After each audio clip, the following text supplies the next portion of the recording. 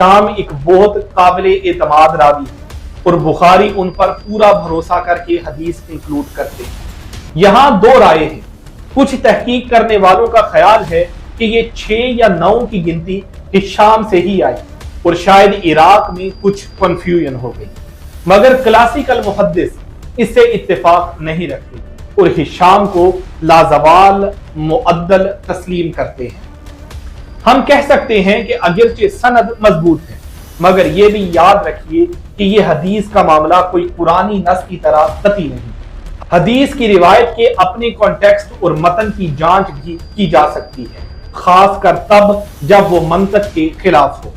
यही वजह है कि मॉडर्न दौर के कुछ मुहक्किक जैसे डॉक्टर रिजवी, डॉक्टर लिटिल वगैरह ने कहा है कि हो सकता है कि ये उम्र वाली हदीस पहले पहुंची ही लेट हो, यानी मिड 8th सेंचुरी में, और उसके पीछे कुछ रवाफिज प्रोटो शिया के इल्जामात का जवाब देना मकसूद है।